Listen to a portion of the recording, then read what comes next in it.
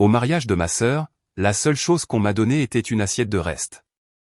Ma mère a ricané, un enfant inutile mérite des restes. Ma sœur a souri avec suffisance, pathétique. Comme toujours. J'ai souri. Et je me suis levé pour partir. C'est alors que le marié s'est figé, « Patron ? Qu'est-ce que vous faites ici ?» Ma mère a blêmi. Ma sœur a commencé à trembler. L'écran brillait d'une lueur bleue dans la pièce sombre. J'étais assise dans ma voiture de location, le moteur coupé, la climatisation s'estompant dans le néant. Sur mon téléphone, une vidéo jouait. Qualité de diffusion haute définition. Le genre d'image qui remporte des prix ou détruisent des familles. La cuisine de mon père, la lumière du matin, les tasses à café, le tableau américain parfait. Si quelqu'un demande, disait sa voix à travers mes écouteurs, tu es enfant unique. J'ai mis la vidéo en pause. Mon pouce planait sur la chronologie. Il y en avait plus, des heures de plus. 6 semaines de ma famille étant elle-même quand ils pensaient que personne d'important ne regardait. J'ai regardé à travers le pare-brise la tente de mariage brillant au loin. 200 invités, un groupe de jazz, ma sœur et sa robe Vera Wang, mon père et sa tenue de juge la plus raffinée. Aucun d'eux ne savait que j'étais là. Aucun d'eux ne savait ce que je tenais dans ma main. J'ai appuyé de nouveau sur lecture. Mon seul regret, continuait la voix de mon père, c'est qu'elle ne soit pas mornée. J'ai arrêté la vidéo. Je suis sorti de la voiture. 6 heures plus tôt, je n'étais qu'une passagère de plus sur un vol de nuit depuis LAX. Maintenant, je tenais une arme qui pouvait raser un empire. La question était de savoir si j'allais l'utiliser. La glace dans le bourbon de mon père avait fondu en eau, mais il n'avait pas bu une gorgée. C'était la première fois de ma vie que je voyais Conrad Beckett sans voix. Il se tenait là, la main qui avait signé des milliers de verdicts tremblant maintenant juste assez pour faire frissonner le liquide dans son verre. 200 invités retenaient leur souffle. Le silence dans la tente de mariage n'était pas respectueux. Il était terrifié. Il me regardait comme si j'étais un fantôme qui s'était frayé un chemin hors de la tombe qu'il avait soigneusement remplie de terre il y a 18 ans. Mais je n'étais pas un fantôme. J'étais Willa June Beckett, 41 ans, et je venais de reprendre mon nom. Je n'ai pas ressenti la montée de triomphe que j'avais imaginée 1000 fois. La victoire n'avait pas le goût du vin doux. Elle avait le goût de la cendre et d'un épuisement profond. J'ai regardé l'homme qui avait effacé mon existence, et tout ce que j'ai ressenti était le lourd soulagement de poser un rocher après 18 ans à le porter. 7 heures plus tôt, je n'étais qu'une étrangère conduisant vers mes propres funérailles. Le soleil du matin en Virginie frappe différemment qu'à Los Angeles. En Californie, la lumière est vive et sèche, mais ici, l'air est assez épais pour vous étouffer. L'humidité s'est accrochée à ma peau dès que je suis sorti du terminal de l'aéroport, portant l'odeur de l'herbe coupée et des attentes étouffantes. Au domaine Beckett, le décor était planté pour une performance parfaite. Des chaises pliantes blanches étaient disposées en rangées militaires sur la pelouse. Une équipe de tournage faisait serpenter d'épais câbles noirs à travers les rosiers méticuleusement taillés, la friture de leur talkie-walkie coupant le chant matinal des oiseaux. Drew Grant se tenait au bord de la tente de réception, son pouce frottant la bague de fiançailles sur sa main gauche comme une pierre d'inquiétude. Il était le marié et la star du spectacle, mais en ce moment, il ressemblait plus à un homme face à un peloton d'exécution qu'à un marié attendant sa promise. Il y a 8 mois, il avait présenté les Beckett comme le sujet parfait pour valeurs familiales américaines. Il y a 6 mois, il avait commencé à sortir avec la fille pour sécuriser l'accès. Il y a 2 mois, il avait fait sa demande parce que le réseau voulait un épisode de mariage. Quelque part en chemin, il s'était convaincu que c'était réel. Il épongeait la sueur de la racine de ses cheveux, faisant attention à ne pas barbouiller le maquillage haute définition. Un caméraman nommé Jake lui a tapé sur l'épaule. « Ça va, Drew ? Tu as l'air sur le point de vomir sur tes chaussures. »« Je vais bien. » Drew a affiché un sourire. Celui pratiqué sur une centaine d'épisodes diffusés. Juste le track d'avant-match. Tu sais comment c'est. Jake a hoché la tête et s'est tourné pour ajuster son objectif, manquant le tremblement dans la voix de Drew. Drew n'était pas seulement nerveux à propos du mariage. Il vérifiait son téléphone pour la 5e fois en 1 minute. L'écran s'est allumé avec un nouveau SMS. Pas de la mariée, pas de la famille, mais de la production. Le message tenait en 3 mots, la patronne arrive. Drew a fixé l'écran. La patronne, Willa Beckett, la femme qui dirigeait la division contenu chez Streamvision, la femme qui signait ses chèques, la femme qui pouvait tuer sa carrière d'un simple hochement de tête. Il savait que Willa Beckett était une productrice exécutive impitoyable et efficace. Il savait qu'elle quittait rarement son bureau aux parois de verre à Burbank. Ce qu'il ne savait pas, ce que personne dans la famille de sa fiancée n'avait jamais mentionné, c'était pourquoi sa patronne traversait 3 fuseaux horaires pour assister à un mariage dans la Virginie rurale.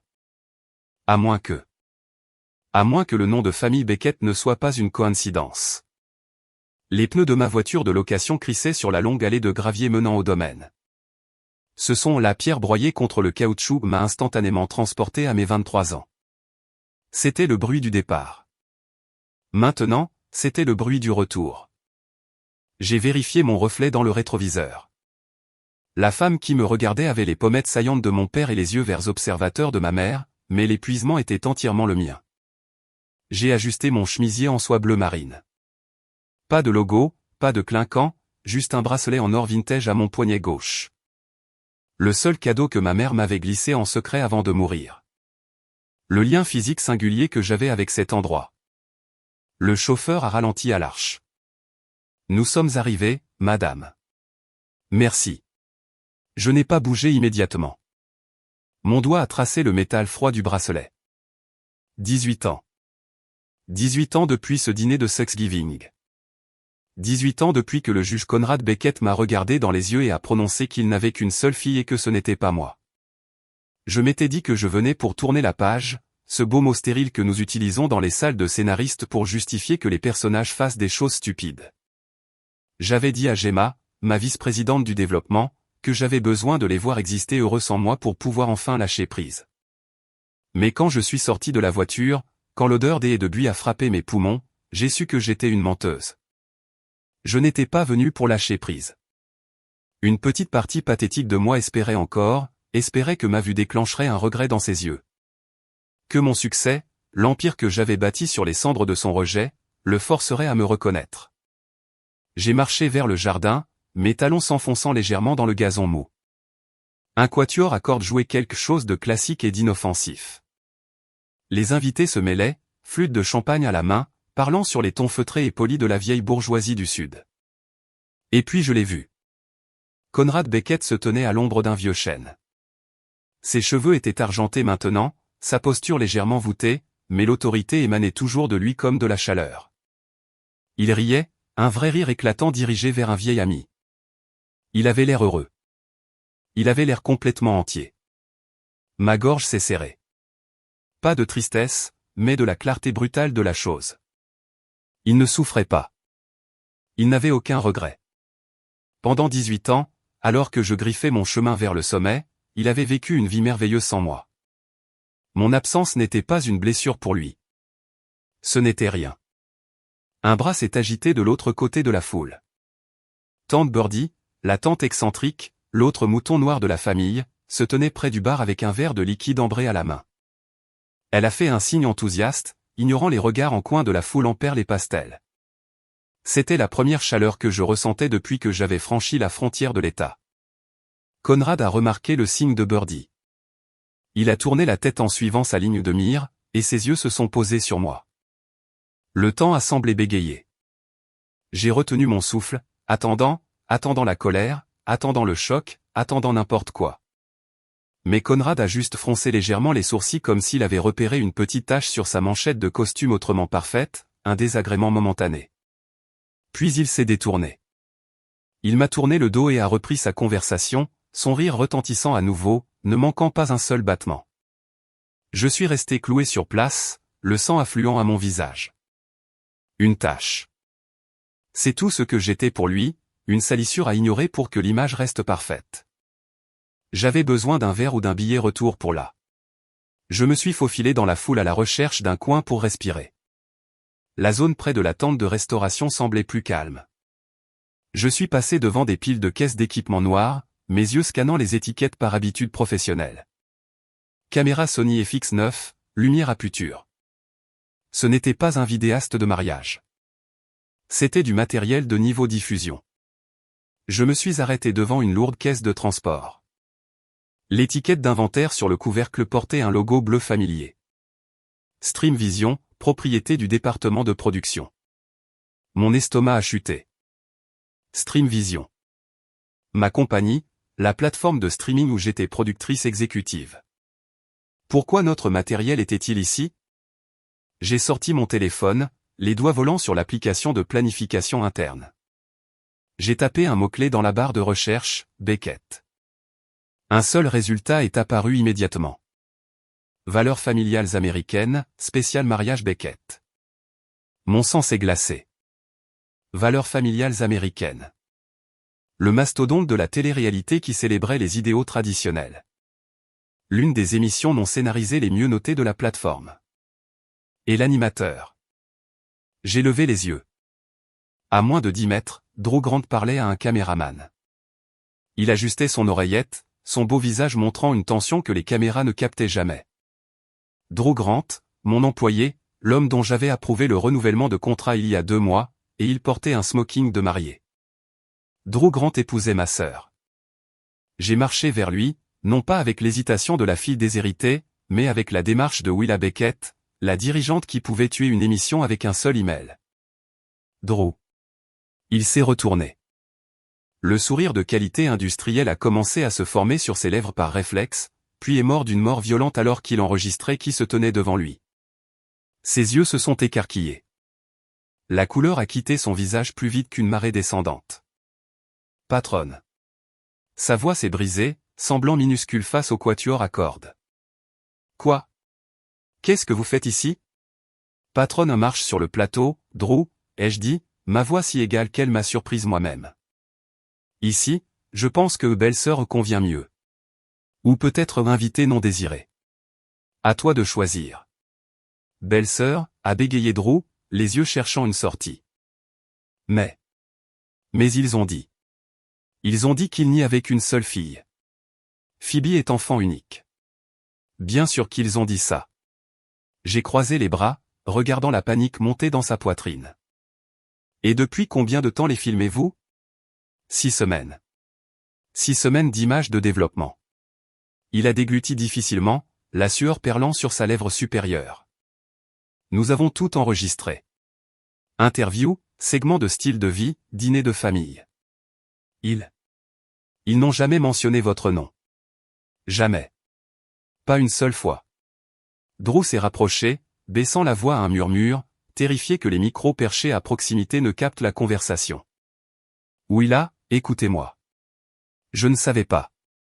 Je jure que si j'avais su que vous étiez la fille du juge Beckett, j'aurais. Aurais quoi? Pas épousé ma sœur? Pas transformé ma famille en contenu pour mon réseau? Je l'ai fixé. Drew était terrifié, et il devait l'être parce qu'il venait par inadvertance de me remettre l'arme la plus dangereuse au monde. 6 semaines de ma famille pensant que personne ne les jugeait. 6 semaines de vérité. Les images, Drew. Ont-elles été téléchargées sur les serveurs? Oui. Synchronisation automatique. Mais Willa, s'il vous plaît. La cérémonie commence. Ne faites rien. Phoebe, elle est vraiment heureuse. Je n'ai pas répondu. J'ai regardé au-delà de lui vers la tente blanche où ma sœur, la fille qui avait pris ma place, l'amour de mon père, et maintenant mon employé, se préparait à marcher vers l'hôtel. 6 semaines d'images détenues par ma compagnie, contrôlées par moi. J'ai sorti mes lunettes de soleil de mon sac et les ai glissées sur mon nez, masquant le calcul dans mes yeux. Tu devrais retourner vers ta mariée, Drew. Ne manque pas ton entrée. Mais et vous? Que allez-vous faire? Moi. J'ai souri et ça n'a pas atteint mes yeux. Je vais assister au mariage de ma sœur, et je vais voir ce que vaut réellement cette famille parfaite. Je suis passé devant lui, laissant le marié échouer parmi les câbles et sa propre terreur. Le téléphone dans ma poche a vibré. Une notification système automatisé, accès accordé. Valeurs familiales américaines, image brute Beckett. J'ai serré le téléphone fort. J'étais arrivé les mains vides, mendiant des miettes d'affection. Maintenant, je tenais un code nucléaire, et je ne savais pas encore si j'allais le saisir. Le quatuor à cordes a enchaîné avec la marche nuptiale, un morceau de musique si douloureusement de bon goût qu'il ne pouvait avoir été choisi que par un consultant.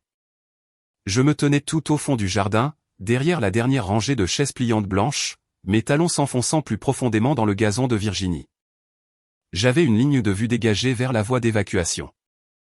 L'allée de gravier était juste là. Ma voiture de location attendait. Je pouvais faire demi-tour, partir et être à l'aéroport international de Richmond avant même qu'il ne coupe le gâteau. Mais je n'ai pas bougé. J'ai regardé mon père conduire Phoebe vers l'hôtel. Conrad était magnifique, bien sûr. Il portait son smoking comme une robe judiciaire, se déplaçant avec la cadence solennelle et mesurée d'un homme qui croit que la terre tourne parce qu'il lui en a donné la permission. Il tenait le bras de Phoebe non pas avec affection mais avec possession. Il la présentait. Elle était son chef-d'œuvre, la fille qui était restée. La fille qui avait suivi le script. Phoebe était belle. Je détestais qu'elle soit belle. Elle rayonnait. Son sourire pratiqué mais convaincant, irradiant le genre spécifique de triomphe qui vient du fait d'avoir sécurisé le butin. À l'hôtel, Drew transpirait à travers son col. De cette distance, les invités pensaient probablement que c'était de l'émotion. Je savais que c'était de la terreur. Chaque fois que ses yeux se tournaient vers l'arrière de la foule, vers moi, je voyais sa pomme d'Adam bouger. Il attendait que je m'oppose, que je crie, que je brûle le plateau. J'ai croisé les bras, sentant le métal froid du bracelet de ma mère contre ma peau. « Je le veux », a dit Drew. Sa voix s'est brisée sur le deuxième mot. « Je le veux », a dit Phoebe. Sa voix ne s'est pas brisée. Elle a projeté jusqu'au dernier rang parfaitement. Les applaudissements ont commencé. Ils se sont embrassés.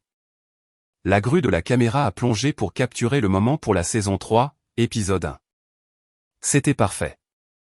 C'était sans couture. C'était un mensonge si bien construit qu'il méritait un Emmy. Je me suis retourné pour partir, mon talon s'est pris dans une touffe d'herbe épaisse, et j'ai trébuché, manquant d'emporter un buisson d'hortensia. « Attention », a dit une voix. Le premier pas est toujours le plus difficile. Une main a stabilisé mon coude. J'ai levé les yeux vers le visage de la seule autre personne se tenant à la périphérie. Tante Birdie. La sœur de mon père portait un cafetan agressivement coloré pour un mariage monochromatique, et elle tenait un verre de liquide sombre qui n'était certainement pas le vin de la maison. Elle n'avait pas changé en 18 ans. Elle avait toujours l'air de venir de sortir d'un studio d'art à Santa Fe, sentant la térébenthine et les cigarettes chères. Déjà sur le départ, a demandé Birdie, ses yeux vifs derrière des lunettes surdimensionnées. Mais la performance ne fait que commencer. Je pense que j'en ai assez vu, ai-je dit en redressant mon chemisier. Vraiment ? Elle a incliné la tête. Tu as l'air d'avoir besoin de bourbon et d'honnêteté, dans cet ordre. Elle n'a pas attendu de réponse. Elle a passé son bras sous le mien et m'a éloigné de la foule vers un chemin de gravier qui serpentait derrière la roseraie. Nous avons marché en silence un moment, les applaudissements s'estompant derrière nous jusqu'à ce que ce ne soit plus que le crissement des pierres sous nos chaussures et le bourdonnement des cigales dans la chaleur. Tu es le premier membre de la famille à me parler en 18 ans, ai-je dit. Je suis à peine de la famille, a dit Birdie en prenant une gorgée de son verre. Ton père a été clair là-dessus lors du règlement de mon divorce. Apparemment, j'étais morte pour lui pendant un moment aussi. Ça s'améliore. Ah bon ? Non, mais on s'améliore à ne plus s'en soucier. Elle s'est arrêtée près d'un banc de pierre qui avait été avalé par le lierre. C'était là que je me cachais quand j'avais 10 ans, lisant des scripts que j'avais imprimés sur Internet pendant que Phoebe pratiquait son service de tennis. Pourquoi es-tu ici, Birdie ? S'il t'a coupé aussi. Phoebe m'a invité. Ton père ne sait pas. Tout comme il ne sait pas que tu es là. Il m'a vu, ai-je dit. Quand je suis arrivé. T'a-t-il salué ? Non. Birdie a hoché la tête comme si je venais de confirmer la météo. Il fait ça. Nous sommes invisibles jusqu'à ce que nous soyons pratiques ou jusqu'à ce que nous soyons une menace. Je ne suis pas une menace, ai-je dit. Je suis juste là. Vraiment ? Elle m'a regardé. M'a vraiment regardé d'une manière qui m'a donné envie de vérifier mon maquillage. Cette robe n'est pas du prêt-à-porter, Willa. Cette montre est une Cartier vintage. Tu te comportes comme quelqu'un qui signe les chèques, pas quelqu'un qui les attend. Tu n'es clairement pas l'échec qu'ils se sont raconté que tu deviendrais. Ils se fichent du succès.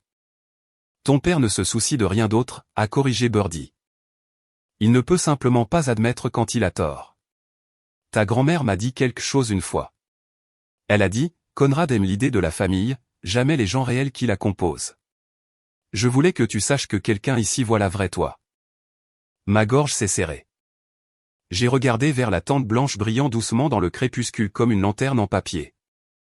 Je devrais y aller, ai-je dit. Probablement, a convenu Birdie. Mon téléphone a vibré dans ma pochette. Une vibration vive et insistante qui appartenait à mon autre vie, ma vraie vie. Je l'ai sorti. Marcus Thorne, juridique. Je me suis éloigné de Birdie, ma voix passant automatiquement en mode exécutif. Marcus, dis-moi que rien ne brûle. Rien ne brûle, a dit Marcus, sa voix sèche et nette comme du parchemin. Cependant, le directeur de production de Drew vient de signaler un conflit d'intérêts. Il voulait confirmer que tu es au courant du tournage Beckett. Je suis au courant. Et que la famille représentée inclut. Eh bien, es-tu apparenté à ces gens, oui là. C'est compliqué. Les images nous appartiennent, tu sais, a continué Marcus, semblant lire une clause de mémoire.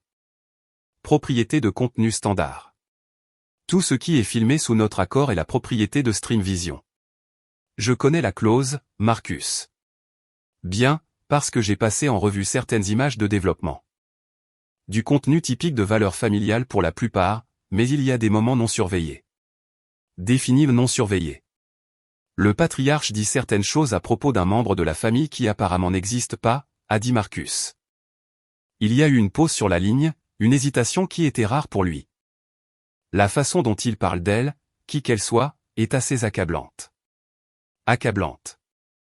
Le mot a flotté dans l'air humide. Ils ne m'ont pas juste ignoré. Ils ne m'ont pas juste oublié. Ils ont parlé de moi. Ils se sont assis dans leur belle cuisine en sirotant du café et ont dit des choses accablantes sur la fille qu'ils avaient effacée. Et ils l'ont fait devant la caméra. Envoie-moi les clips signalés, ai-je dit. Tous. Tout. J'ai raccroché. Le téléphone semblait lourd dans ma main, dense d'énergie potentielle. J'ai regardé la tente de réception. Je pouvais entendre le murmure de la conversation, le cliquetis de l'argenterie, les rires. Ils étaient là-dedans à célébrer leur continuité parfaite, complètement inconscients que la fille dont ils souhaitaient l'inexistence tenait le reçu de leur cruauté. Je me suis retourné vers Birdie. Je reste. Elle a souri, levant son verre dans un toast moqueur. J'ai marché vers l'entrée de la tente de réception. La climatisation m'a frappé en premier, une bouffée de froid artificiel qui a séché la sueur sur mon cou. L'espace était transformé. Des lustres pendaient du plafond en soie. Les tables étaient dressées avec du cristal et de l'argent, des marque-places écrits à la main en calligraphie. Je me suis arrêté au seuil. J'ai enlevé mes lunettes de soleil. J'ai roulé mes épaules en arrière, levant le menton. Je n'étais plus Willa l'étudiante qui a abandonné. Je n'étais pas la fille qui est partie en pleurant dans une Honda Civic remplie de sacs poubelles. Je suis entré. La conversation ne s'est pas arrêtée d'un coup, mais elle a ondulé. Les têtes se sont tournées, les yeux se sont plissés. J'ai vu les chuchotements commencer à passer de table en table comme une contagion. Qui est-ce? Est-ce elle? Je pensais qu'elle était. J'ai traversé la pièce en établissant un contact visuel avec quiconque était assez courageux pour me regarder. J'ai vu le cousin Martin laisser tomber sa fourchette. J'ai vu Madame Patterson, notre ancienne voisine, ajuster ses lunettes et halter. Et puis j'ai vu Phoebe. Elle était à la table d'honneur, chuchotant furieusement à Drew. Elle a levé les yeux, son regard se verrouillant sur le mien à travers la pièce. Elle s'est levée. Elle n'avait pas l'air heureuse. Elle n'avait pas l'air fraternelle. Elle ressemblait à une PDG dont la salle de conférence venait d'être violée par une OPA hostile. Elle a navigué à travers les tables vers moi, sa robe Vera Wang bruissant comme des feuilles sèches. Elle s'est arrêtée à 1 mètre, assez près pour être intime, assez loin pour être conflictuelle. Je ne pensais pas que tu viendrais vraiment, a dit Phoebe. Sa voix était douce, enrobée de sucre du sud, mais ses yeux étaient de silex. Surprise, ai-je dit. Tu as l'air bien. Son regard a fait une évaluation rapide de ma tenue, calculant le coût, cherchant un fil lâche, une éraflure, un signe de la ruine qu'on lui avait promise. Toi aussi, ai-je dit. Félicitations. Je n'étais pas sûr que l'invitation t'atteindrait, a-t-elle dit, baissant la voix pour que les invités à proximité ne puissent pas entendre le venin. Je ne savais pas sous quel nom tu te fais appeler maintenant. Toujours Beckett, comme toi. Pour l'instant, a-t-elle dit en faisant briller le caillou à son doigt. Je passe à Grant. La troisième fois est la bonne. Son sourire s'est tendu au coin. Au moins, j'ai été marié. J'ai laissé le silence s'étirer. Je l'ai laissé s'asseoir dans la mesquinerie de la chose. Qu'est-ce que tu fais maintenant, de toute façon, a-t-elle demandé, agitant une main vaguement. Toujours à courir après ce rêve hollywoodien? As-tu déjà gagné quelque chose de réel ou juste des trophées de participation? Je travaille à la télévision. Oh, comme assistante de production. C'est gentil. Ça paie les factures, je suis sûr. Quelque chose comme ça. Je n'ai pas mentionné les 2 Emmy sur mon étagère. Elle le découvrirait assez tôt. Papa a mentionné que tu n'étais jamais arrivé à rien, a-t-elle dit. Elle a livré la ligne avec désinvolture comme si elle commentait les arrangements floraux. Je lui ai dit que ce n'était pas juste. Certaines personnes ne sont tout simplement pas faites pour des vies ambitieuses. C'était gentil de ta part. J'essaie d'être juste. Comment va le premier mari, au fait? Et le deuxième? Le masque de Phoebe a glissé d'une fraction de pouce. Nous ne discutons pas d'eux. Ça doit être dur, ai-je dit, me penchant légèrement. D'être si parfaite en public. Tu devrais manger quelque chose, a-t-elle dit brusquement, changeant le champ de bataille. Tu as l'air maigre. Je vais demander à quelqu'un de t'apporter une assiette. Tu es assise. Laisse-moi vérifier le plan. Oh, tu n'es pas sur le plan de table. C'est étrange. Elle a fait une pause, attendant que je m'effondre, attendant que la honte opère. Eh bien, a-t-elle dit en lissant sa robe. Nous trouverons un endroit pour toi. Elle s'est éloignée, retournant à la table d'honneur, retournant à la sécurité de sa vie scénarisée. Elle pensait avoir gagné. Elle pensait m'avoir remise à ma place. Je suis resté là, entouré par l'odeur des lys coûteux et le son du jugement poli. Mon téléphone a vibré à nouveau dans ma poche. Le téléchargement était terminé. J'ai regardé Phoebe chuchoter quelque chose à Drew. J'ai regardé Drew refuser de me regarder. Il n'avait aucune idée. Il jouait aux dames, et je venais d'acheter le plateau.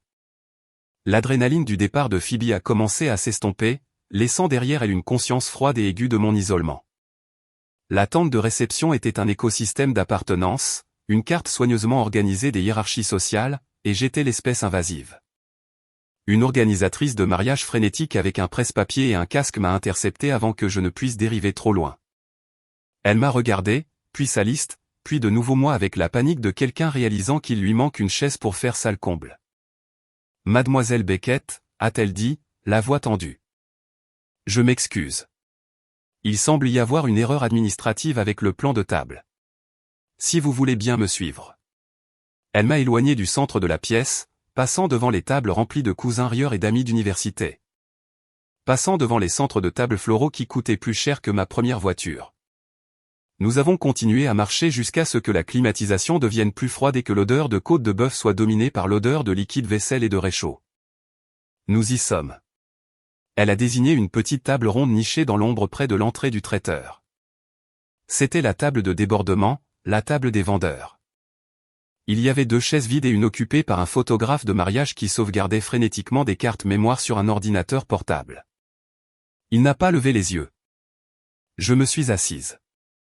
La nappe était en polyester, pas le lin utilisé sur les tables principales. Il n'y avait pas de centre de table, juste une petite bougie votive vacillant dans une tasse en verre.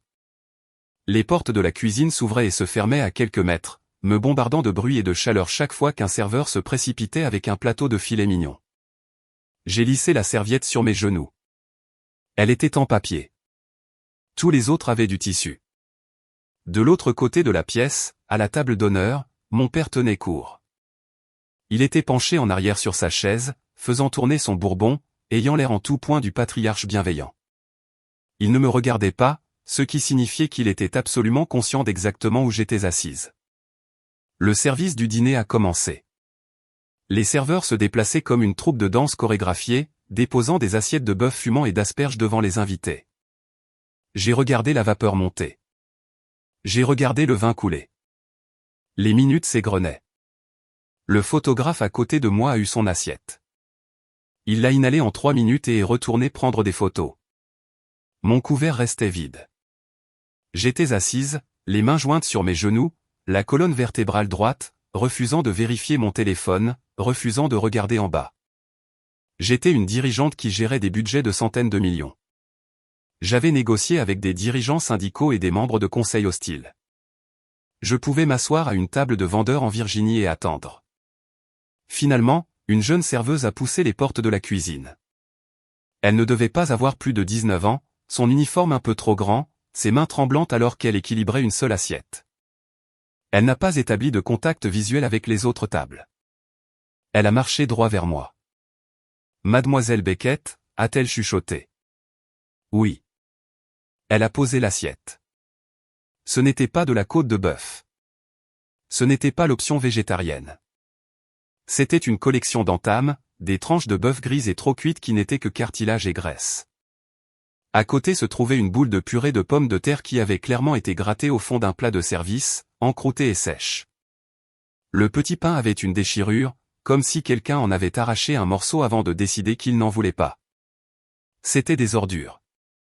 C'était littéralement des restes dressés et servis pour moi pendant que 200 personnes mangeaient du steak. J'ai levé les yeux vers la fille. Son visage était rouge vif. Elle avait l'air de vouloir se dissoudre dans le sol. J'ai demandé au chef, a-t-elle bégayé, sa voix à peine audible au-dessus du cliquetis de l'argenterie. Il a dit que le compte était faux. C'est bon, ai-je dit. Ce n'est pas bon, a-t-elle laissé échapper. Madame Grant, la mariée. Elle est venue à la cuisine. Elle a pointé ce plateau. Elle a dit spécifiquement, cette assiette pour elle. La fille avait l'air terrifiée comme si elle venait de trahir un secret d'État. Merci, ai-je dit. Vous pouvez disposer. Elle s'est enfuie. J'ai regardé l'assiette, la viande grise, les pommes de terre froides. C'était un chef-d'œuvre de cruauté mesquine. C'était Phoebe disant, tu es un chien. Tu manges sous la table. Tu manges ce qu'on te jette. J'ai senti une brûlure commencer dans ma poitrine, une chaleur physique qui voulait renverser la table, crier, marcher jusqu'à la table d'honneur et jeter cette assiette sur les genoux couverts de Vera Wang de Phoebe. J'ai pris une inspiration. J'ai pris ma fourchette. J'ai regardé à travers la pièce. Conrad regardait. Il ne faisait plus semblant. Ses yeux étaient fixés sur moi, froids et dans l'attente. Il attendait la scène. Il attendait que la fille instable craque, sorte en trombe, lui donne l'histoire qu'il voulait raconter.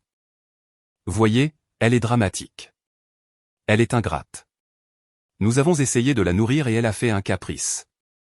J'ai coupé un morceau de la viande cartilagineuse. C'était dur, résistant au couteau. Je l'ai mis dans ma bouche. C'était froid et salé. J'ai mâché. J'ai avalé. Je n'ai pas regardé en bas. J'ai gardé mes yeux verrouillés sur le visage de mon père. J'ai pris une autre bouchée, et une autre. J'ai mangé les pommes de terre froides. J'ai mangé le pain déchiré. J'ai mangé avec la précision et la grâce d'une femme dînant au French Laundry. J'ai vu l'expression de Conrad changer. La suffisance a vacillé. La confusion s'est glissée dans les coins de ses yeux. Il ne comprenait pas. Pourquoi ne pleurais-je pas? Pourquoi ne courais-je pas? J'ai fini l'assiette. Chaque bouchée. J'ai placé mon couteau et ma fourchette ensemble à la position 4 heures. J'ai tamponné ma bouche avec la serviette en papier. Puis je lui ai souri, un petit sourire poli et terrifiant. Je me suis levé, laissant l'assiette vide comme un monument à son échec à me briser, et j'ai marché vers la sortie latérale. L'air du soir dehors était lourd d'humidité et de chèvrefeuille. J'ai marché jusqu'à ce que le bruit de la réception ne soit plus qu'un bourdonnement sourd au loin. J'ai trouvé un chemin de pierre menant à la vieille roseraie, celle que ma mère avait plantée avant de s'effacer dans le papier peint de sa propre vie. Quelqu'un était déjà là. Birdie était assise sur un banc en fer forgé, une cigarette allumée dans une main et une bouteille de vin dans l'autre. Elle a levé les yeux à mon approche, soufflant un panache de fumée dans l'air nocturne. C'était toute une performance là-dedans, a-t-elle dit. Tu as vu? Chérie, j'ai une vue sur toute la pièce. Birdie a tapoté l'espace vide à côté d'elle. Manger du cartilage comme si c'était du foie gras. Tu as appris des choses en 18 ans. Compétence de survie, ai-je dit en m'asseyant. J'ai décliné le vin qu'elle offrait. Mon estomac se retournait encore autour du bœuf froid. Savais-tu que ton père a un jour retiré mon nom de la liste des cartes de Noël familiales l'année de mon divorce, a demandé Birdie, étudiant la braise rougeoyante de sa cigarette. Il m'a juste effacé comme si je n'étais jamais né. Il est doué pour ça. Il l'est. Mais ce soir tu l'as secoué. J'ai vu son visage. Il ne savait pas quoi faire avec une victime qui refuse d'être une victime. Je ne suis pas une victime, ai-je dit. Plus maintenant. Birdie a gloussé, un son sec et rauque. Clairement. Tu es entré là-dedans comme si tu possédais l'endroit ou comme si tu savais quelque chose qu'ils ignoraient. Je l'ai regardé. Le clair de lune attrapait les angles vifs de son visage, si semblables à ceux de mon père, mais adoucis par quelque chose qui lui manquait, l'humanité. Je sais quelque chose, ai-je dit. Birdie a haussé un sourcil. Cette équipe de tournage, celle qui filme le spécial mariage, ceux avec les grosses lumières. Difficile à manquer. Ils travaillent pour Streamvision. Et alors? Je dirige la division contenu chez Streamvision, Birdie. Je suis la productrice exécutive qui a donné le feu vert à cette émission. Cette équipe, ils me rendent des comptes. Ces images. Elles appartiennent à ma division. Birdie est devenue parfaitement immobile. La cigarette brûlait vers ses doigts sans qu'elle y prête attention. Elle m'a regardé, ses yeux s'écarquillant, une réalisation lente et délicieuse se répandant sur son visage. Tu possèdes les caméras. Je possède l'émission. Elle a commencé à rire. Ce n'était pas un rire poli.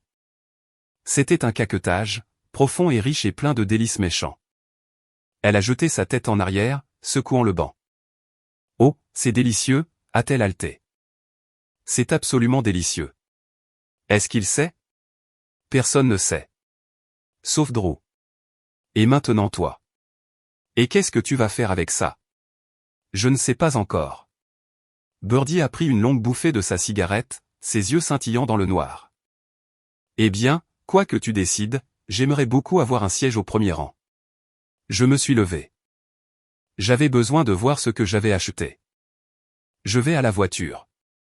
J'ai marché loin de la maison, le gravier crissant bruyamment dans le silence. Ma voiture de location était garée au bord du terrain, loin du stand de voiturier. Je me suis glissé sur le siège conducteur et j'ai verrouillé les portes.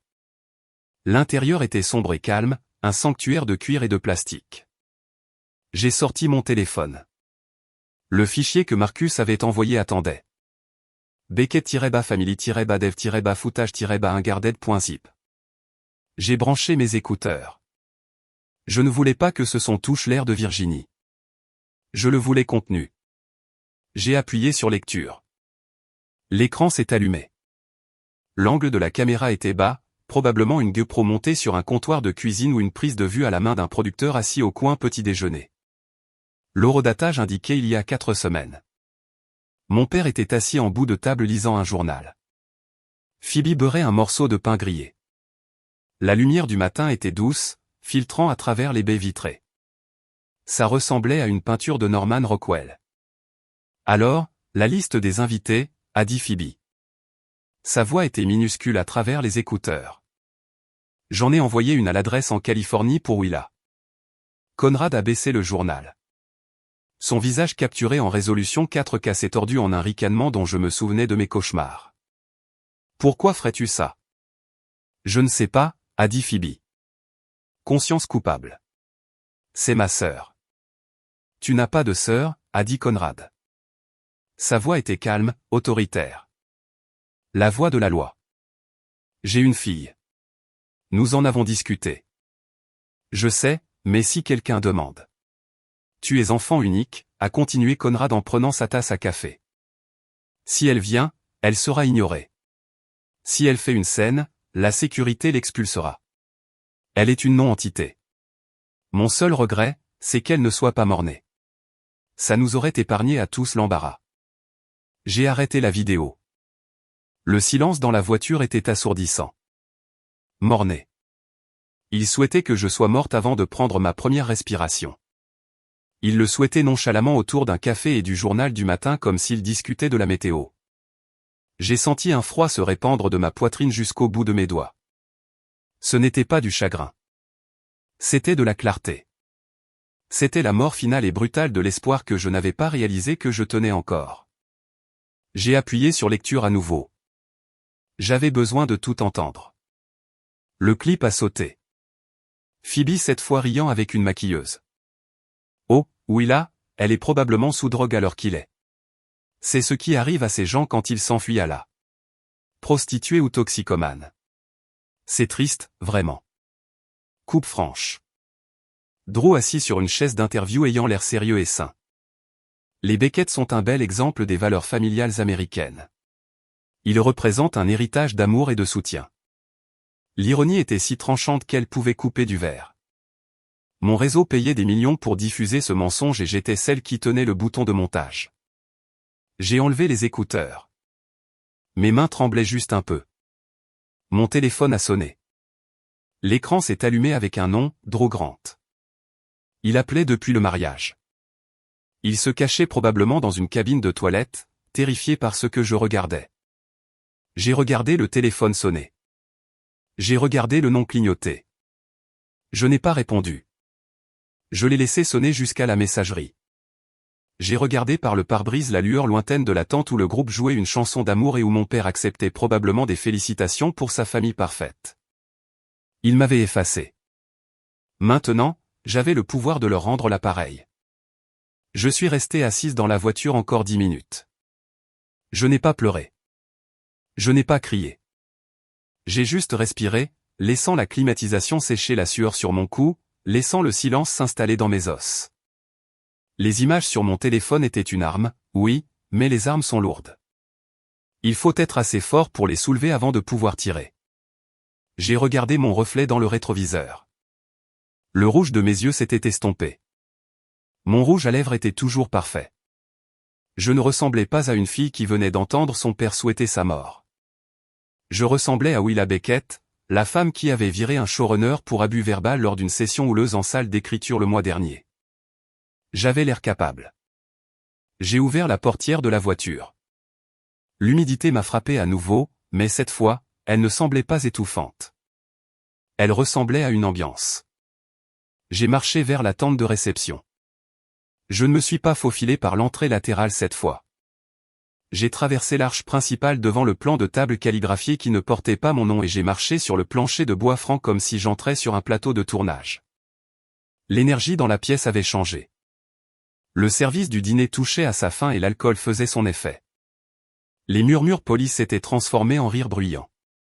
Le quatuor à cordes avait été remplacé par un groupe de jazz jouant des standards. J'ai attrapé un verre de champagne sur un plateau qui passait. Le serveur m'a regardé, surpris par mon apparition soudaine. Mais je n'ai pas détourné le regard. J'ai pris une gorgée. C'était vif, cher et froid. Willa Beckett. Je me suis retourné. Une femme en robe florale bleu marine plissait les yeux vers moi par-dessus le bord de ses lunettes. Margaret Patterson. Elle avait vécu à 2 portes de chez nous en grandissant. C'était la commère du quartier, une femme dont la monnaie d'échange était l'information et dont le compte en banque était sans fond.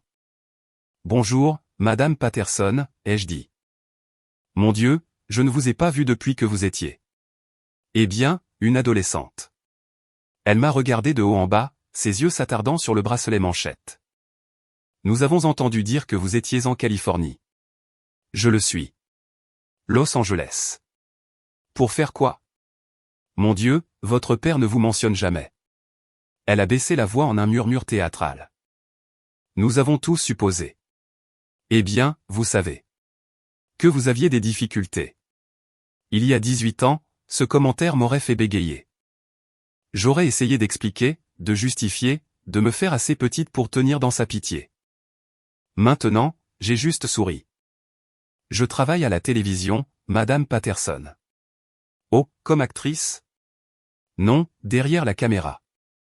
Je suis productrice exécutive chez Streamvision. Madame Patterson a cligné des yeux, la bouche légèrement ouverte. Streamvision? Cette chaîne que mes petits-enfants regardent? Celle avec les émissions de cuisine et les documentaires? C'est celle-là. Mais n'est-ce pas, elle s'est tue, regardant par-dessus mon épaule l'équipe de tournage s'affairant autour de la table du gâteau. N'est-ce pas eux qui filment le mariage? Si, c'est eux. Vous travaillez pour la compagnie qui filme le mariage de votre sœur? Je dirige la division qui l'a commandée, en fait. L'information l'a frappé comme un coup physique. Je l'ai regardé se recalibrer. La pitié a disparu, remplacée instantanément par une curiosité affamée. Le récit qu'on lui servait depuis 18 ans, la triste fille Beckett perdue, s'effondrait en temps réel. Ciel, a-t-elle soufflé? Conrad le sait-il? J'ai pris une autre gorgée de champagne. Je suis sûr qu'il finira par comprendre. Madame Patterson s'est excusée presque immédiatement. Je l'ai regardé foncer vers une table de matrone de la vieille école. J'ai vu des têtes se pencher. J'ai vu des yeux se tourner vers moi. Le réseau des chuchotements avait été activé. Mais cette fois, l'histoire racontée n'était pas celle que mon père avait écrite. J'ai senti un regard brûler le côté de mon visage. Je me suis retourné. Conrad se tenait près du bar, un verre de bourbon à la main. Il ne regardait pas Madame Patterson. Il me regardait. Il avait clairement attrapé le mot au Streamvision flottant dans l'air. J'ai vu ses yeux papillonner vers l'équipe de tournage, puis revenir vers moi. J'ai vu les engrenages grincer derrière son front. C'était un juge. Il savait peser l'épreuve. Équipe Streamvision. Où il a ici. La confiance dans ma posture. Il faisait le calcul. J'ai levé mon verre vers lui, un petit salut presque imperceptible. Ses jointures ont blanchi autour de son verre de bourbon. Je me suis détourné avant qu'il ne puisse répondre, me dirigeant vers le bord de la tente. J'avais besoin d'air frais à nouveau, mais avant que je puisse atteindre la sortie, une main a saisi mon coude. Ce n'était pas doux. Je me suis retourné. Drew se tenait là, le visage luisant de sueur, sa veste de smoking déboutonnée. Il ressemblait à un homme qui avait couru. « Il faut qu'on parle », a-t-il sifflé. J'ai retiré mon bras de sa prise. « Attention, Drew. Les caméras tournent. Tu ne voudrais pas avoir l'air agressif dans le montage final. » Il a tressailli, regardant autour de lui avec affolement. Il m'a traîné derrière la tente de restauration, passant devant des piles de vaisselle sale et des caisses de bouteilles de vin vides.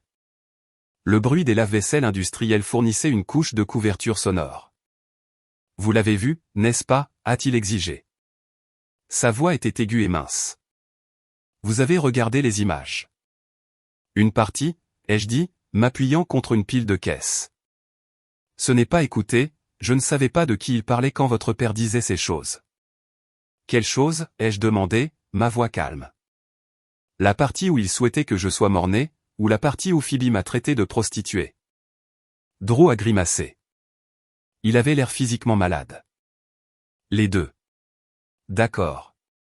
Les deux. Mais j'ai continué à filmer parce que c'est mon travail. C'est le travail pour lequel vous m'avez engagé. Capturer la réalité. Réalité, ai-je répété. C'est comme ça qu'on appelle ça? Je ne savais pas que vous étiez la sœur, Willa. Je le jure devant Dieu. Je ne savais même pas qu'ils avaient une autre fille jusqu'à aujourd'hui. Ils vous ont complètement effacé. Et pourtant me voici. Qu'est-ce que vous voulez, a demandé Drew. Il semblait désespéré. Il ressemblait à un homme regardant sa vie imploser. Je viens juste de l'épouser. Si ces images sortent, si Phoebe voit ce que j'ai enregistré, mon mariage se termine avant la lune de miel. Est-ce mon problème? Je travaille pour vous. Il suppliait maintenant. Je vous supplie en tant qu'employé, en tant que... Quoi que je sois pour vous maintenant. S'il vous plaît. Je l'ai regardé. Vraiment regardé. C'était un homme beau et ambitieux qui était tombé dans une fosse aux serpents en pensant que c'était une garden party. Il n'était pas le méchant. Il n'était qu'un accessoire. Les images appartiennent au réseau, Drew. Ma division. Je contrôle le montage final. Donc vous pourriez ne pas les diffuser. Je pourrais. Le ferez-vous? J'ai étudié mes ongles. Cela dépend entièrement de ce qui se passe ensuite. Qu'est-ce que ça veut dire? Ça veut dire que tu retournes là-bas et que tu sois un bon marié, ai-je dit. Tu souris, tu danses, tu coupes le gâteau. Mais souviens-toi d'une chose. Je me suis rapproché de lui. Chaque caméra dans cette pièce travaille pour moi. Chaque microphone est ouvert. Chaque moment est enregistré. Et quand tout sera fini, je déciderai quelle histoire sera racontée. Drew m'a fixé. Il avait l'air terrifié. Il avait l'air de réaliser que la femme signant ses chèques était infiniment plus dangereuse que le beau-père qu'il essayait d'impressionner. Vas-y, ai-je dit. Il y est allé. Il a pratiquement couru vers la tente, ajustant sa cravate en chemin à un homme essayant de fuir ses propres choix. J'ai attendu un moment, puis j'ai suivi. Je ne suis pas retourné à la table des parias. Je me suis dirigé vers le centre de la pièce, me tenant près d'un pilier où j'avais une vue dégagée sur la table d'honneur. L'atmosphère à la table haute avait tourné. Le tableau parfait de la famille Beckett montrait des fissures. Phoebe saisissait le bras de Conrad. Elle chuchotait quelque chose d'urgent, ses gestes vifs et agités. Son sourire avait disparu. Elle continuait de jeter des coups d'œil vers l'entrée, vers les caméras, puis scannait la pièce jusqu'à ce que ses yeux se posent sur moi. Elle m'a trouvé. Ses yeux se sont plissés. Elle a dit quelque chose à Conrad. Conrad ne m'a pas regardé. Il a secoué la tête à un mouvement vif et dédaigneux. Il lui a répondu quelque chose, le visage sombre. Drew les a rejoints. Il s'est glissé sur son siège à côté de Phoebe, l'air pâle. Phoebe s'est tournée vers lui immédiatement. Je ne pouvais pas entendre les mots, mais je connaissais le langage corporel. Accusation. Panique. Drew a secoué la tête. Il mentait. Je pouvais le voir à 15 mètres. Il faisait cercle. Il savait que quelque chose n'allait pas. Il savait que le récit leur échappait. Le réseau des chuchotements avait atteint la table d'honneur. Stream Vision. Productrice exécutive. Willa. Conrad s'est levé. Il a ajusté sa veste. Il a touché l'épingle drapeau sur son revers. Il a vérifié sa montre.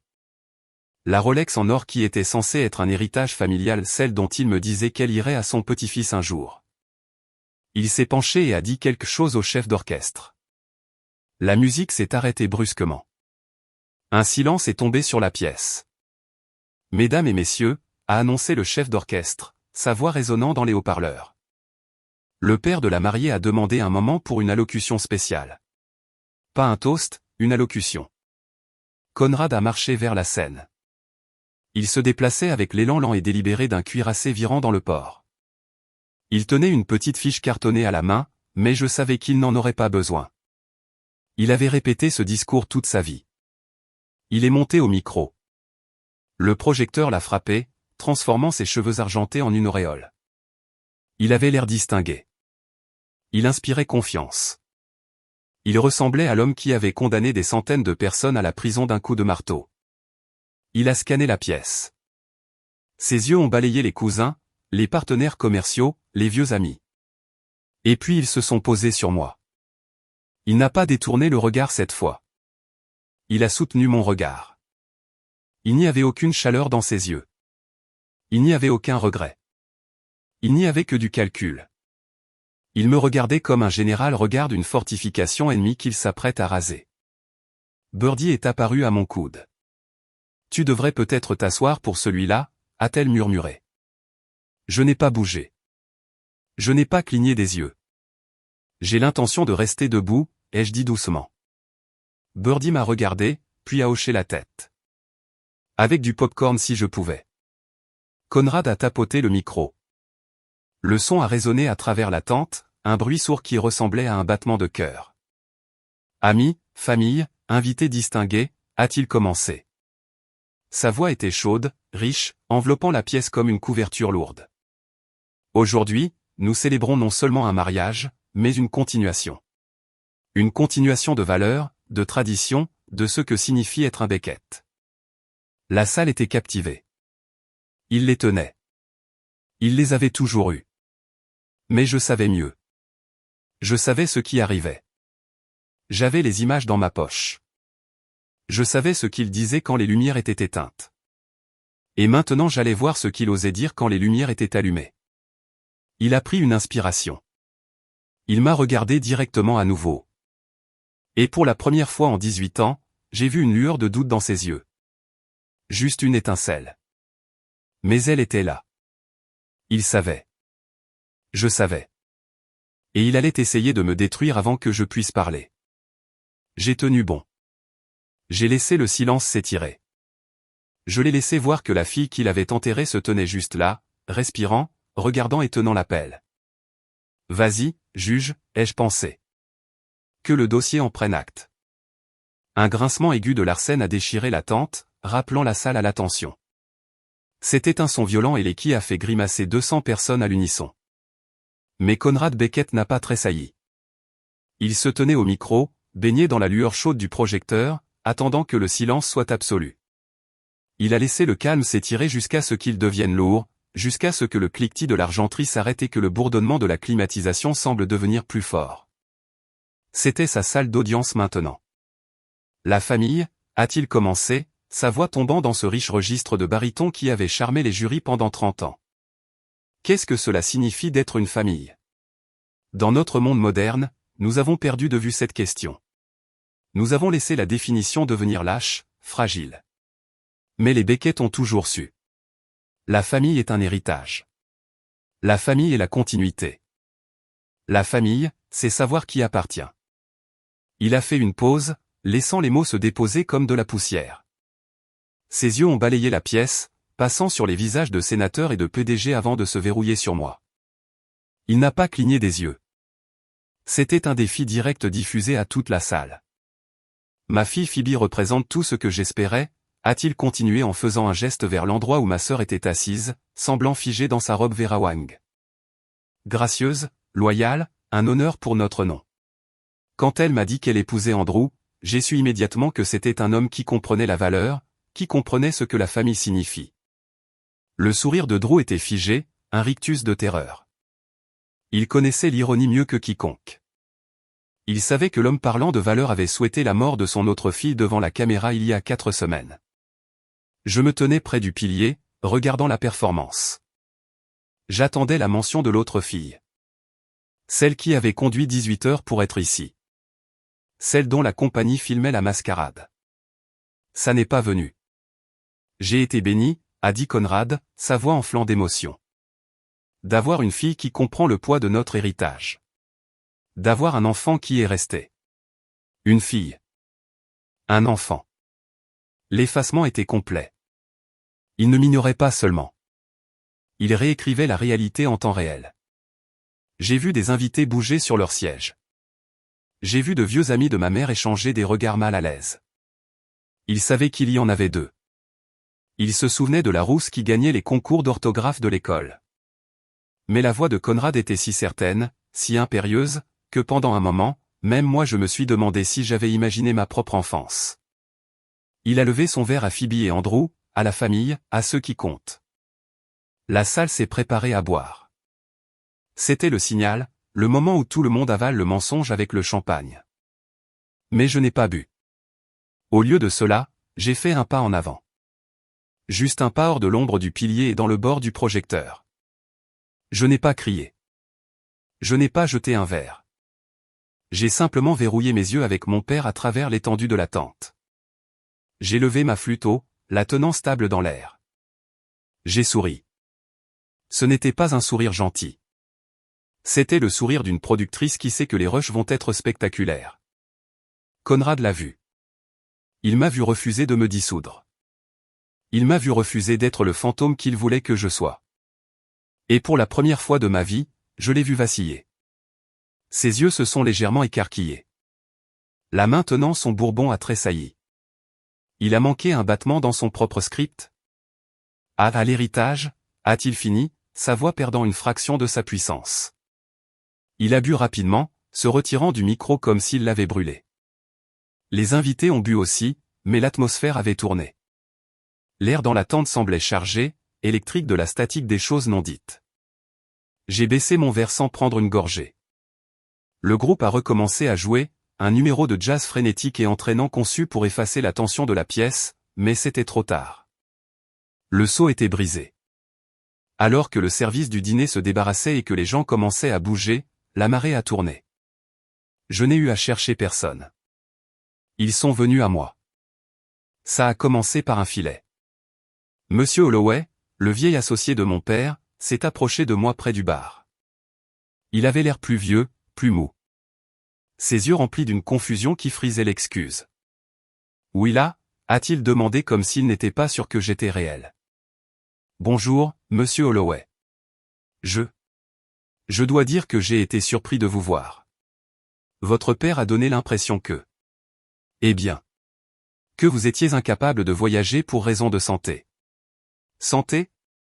J'ai ri, un son sec. Je suis en parfaite santé, Arthur.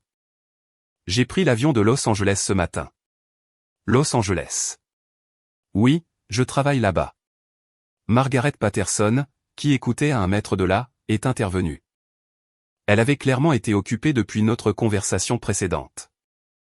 Elle est productrice exécutive chez Streamvision, Arthur, a chuchoté Margaret bruyamment, me regardant avec une nouvelle révérence. Le réseau qui filme le mariage. Elle dirige toute la division contenu. Monsieur Holloway a regardé l'équipe de tournage, puis de nouveau moi. Sa mâchoire s'est décrochée. Vous êtes la productrice en charge. Je le suis. Mais Conrad a dit que vous étiez. Il s'est tu, jetant un coup d'œil vers la table d'honneur. Il a dit que vous étiez en difficulté, que vous aviez besoin d'aide. Mon père a une imagination très active, ai-je dit froidement. Soudain, je n'étais plus la paria. J'étais la curiosité. J'étais la révélation. Une cousine à qui je n'avais pas parlé depuis une décennie est venue demander si je pouvais obtenir un stage pour son fils. Une femme que je reconnaissais à peine m'a dit qu'elle aimait ma dernière série documentaire. Le réseau des chuchotements avait basculé. Je pouvais l'entendre bourdonner autour de moi. Elle n'est pas folle. C'est une PDG. Conrad a menti. Elle possède les images. Je me tenais au centre du cercle, acceptant leur poignée de main, hochant la tête à leur compliment. C'était ça. C'était le moment dont j'avais fantasmé pendant 18 ans. La vindicte, la preuve. J'étais revenu sur les lieux du crime, non pas comme la victime, mais comme le conquérant. Il me voyait. Il me voyait enfin. Alors pourquoi avais-je si froid? J'ai regardé à travers la pièce. Conrad se tenait avec Phoebe et Drew. Il ne me regardait pas. Il n'était pas témoin de mon triomphe. Il était blotti avec eux, le dos tourné, complètement indifférent au fait que la salle chuchotait son nom. La réalisation m'a frappé plus fort que le rejet ne l'avait fait. J'avais voulu la reconnaissance. J'avais voulu qu'il sache que j'étais quelqu'un. Mais l'obtenir d'Arthur Holloway ou de Margaret Patterson donnait l'impression de manger du sucre quand on meurt de faim de protéines. C'était des calories vides. Ça ne réparait pas le trou dans ma poitrine. Je n'avais pas besoin que la ville sache que je réussissais. J'avais besoin qu'il le sache. Et il s'en fichait. Il ne s'en soucierait jamais. Je pourrais gagner un prix Nobel au centre de cette tente qu'il ne verrait toujours que la fille qui lui a désobéi. Excusez-moi, ai-je dit au cousin Martin, le coupant au milieu d'une phrase sur son scénario. J'ai besoin d'un peu d'air.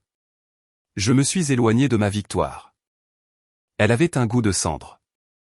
Je me suis dirigé vers le couloir près des toilettes dans la maison principale, ayant besoin d'un moment de silence, loin du groupe de jazz et des louanges creuses. Le couloir était calme, bordé de portraits à l'huile d'ancêtres qui désapprouveraient probablement aussi mon choix de carrière. Je me suis appuyé contre le mur, fermant les yeux. Ils savent. J'ai ouvert les yeux. Drew se tenait au bout du couloir. Il avait l'air pire qu'avant. Sa cravate était complètement défaite maintenant, pendant autour de son cou comme un nœud coulant. Que veux-tu dire par ils savent, ai-je demandé. Conrad. Drew s'est essuyé le visage avec une serviette à cocktail. Il a demandé à quelqu'un de faire des recherches sur vous. De vraies recherches. Pas juste les potins, les dépôts d'entreprise. Il sait que vous dirigez la division. Il sait que je vous rendais compte. Alors il prépare quelque chose. Je me suis redressé. Quel genre de quelque chose? Je ne sais pas. Mais Conrad a pris Phoebe à part. Elle est sortie en pleurant. Maintenant, elle est furieuse. Drew s'est rapproché, sa voix baissant. Il m'a interrogé sur les formulaires de décharge. Il a demandé spécifiquement à propos de la clause d'indemnisation des droits dans le contrat standard de Streamvision. C'est un juge, Drew. Bien sûr qu'il a posé des questions sur le contrat. Non, vous ne comprenez pas. Drew a regardé par-dessus son épaule. Il a demandé si les images sont considérées comme un travail à la commande ou si les sujets conservent des droits à l'image en cas de diffamation. J'ai laissé échapper un petit rire sans humour. Il s'inquiète de la diffamation. Après avoir souhaité ma mort sur bande, ai-je dit. Drew a dégluti difficilement. Il a dit, nous verrons bien. J'ai senti un frisson qui n'avait rien à voir avec la climatisation. Conrad n'était pas désolé. Il n'était pas embarrassé. Il élaborait une stratégie. Il avait été pris en flagrant délit de mensonge. Et son instinct n'était pas de s'excuser. C'était de plaider. Il allait attaquer. Retourne voir ta femme, Drew, ai-je dit. Oui là, il est dangereux quand il est acculé. Vous le savez. Je sais, ai-je dit. J'ai été acculé par lui toute ma vie. Drew a hésité, puis s'est retourné et a couru vers la fête, un pion essayant de rester hors de l'échiquier. Je suis retourné à l'entrée de la tente. Je n'y suis pas entré. Je suis resté dans l'ombre à regarder. L'atmosphère avait changé à nouveau. Le mélange décontracté s'était arrêté. La pièce semblait tendue, sous pression. Au bord de la salle, Conrad parlait intensément avec un homme que je reconnaissais comme un avocat local. Il gesticulait avec des mouvements vifs et tranchants. Phoebe se tenait à côté de lui, les yeux bordés de rouge, mais le visage figé dans un masque de détermination en colère. Elle m'a repéré dans l'embrasure de la porte et a chuchoté quelque chose à notre père. Conrad s'est tourné. Il m'a regardé, puis il a hoché la tête une fois. C'était le hochement de tête d'un homme qui a décidé d'une peine. Il a fait signe au chef d'orchestre. La musique est morte pour la deuxième fois ce soir-là. Mesdames et messieurs, a annoncé le chef d'orchestre, sa voix semblant incertaine. Le père de la mariée a demandé l'occasion d'une allocution spéciale. Pas un toast, une réfutation. Conrad a marché vers la scène à nouveau. Il a sorti une nouvelle fiche de sa poche. Il ne ressemblait pas à un père cette fois. Il ressemblait à un procureur clôturant une affaire. La salle est devenue mortellement silencieuse. Birdie a croisé mon regard à travers la pièce. Elle avait l'air inquiète. Conrad est monté au micro. Il a saisi le pied des deux mains. Je n'avais pas prévu de parler à nouveau ce soir, a-t-il dit. Sa voix était différente maintenant, plus dure, plus tranchante. Mais j'ai appris quelque chose de troublant que je crois que ce rassemblement doit savoir sur l'honnêteté, sur la famille et sur les dangers de croire tout ce qu'on vous dit. Il a fait une pause. Il a tourné son corps jusqu'à ce qu'il me fasse face directement. Certains d'entre vous ont parlé avec une femme qui prétend être ma fille. Mon cœur martelait contre mes côtes. Il allait le faire. Il allait tout brûler. J'ai tenu bon. J'avais les images. J'avais la vérité. Mais alors que Conrad ouvrait la bouche pour parler à nouveau, j'ai réalisé quelque chose de terrifiant. La vérité ne compte pas dans un tribunal. Seul l'argument compte. Et Conrad Beckett n'avait jamais perdu un argument de sa vie. Le projecteur a frappé Conrad Beckett, transformant ses cheveux argentés en un halo d'autorité vertueuse. Il ne ressemblait pas à un père attaquant son enfant. Il ressemblait à un patriarche fatigué forcé de faire une correction difficile pour le plus grand bien. Je restais figé près de l'entrée, piégé dans le cône de silence qui était descendu sur la tente. 200 têtes se sont tournées. 400 yeux sont passés de lui à moi, puis de nouveau à lui. La climatisation bourdonnait un drone mécanique bas qui ressemblait au sang affluent dans mes oreilles. Je n'avais pas prévu de parler à nouveau ce soir, a dit Conrad, sa voix tombant dans un registre confidentiel et douloureux. Mais j'ai appris quelque chose de troublant. Je crois que ce rassemblement doit connaître la vérité sur l'honnêteté, sur la famille, sur les dangers de croire tout ce qu'on vous dit. Il a fait une pause. Il a laissé le silence faire le travail pour lui. Certains d'entre vous ont parlé avec une femme qui prétend être ma fille. Il a fait un geste vague dans ma direction, ne me regardant pas, mais m'indiquant comme si j'étais une pièce à conviction dans un sac en plastique.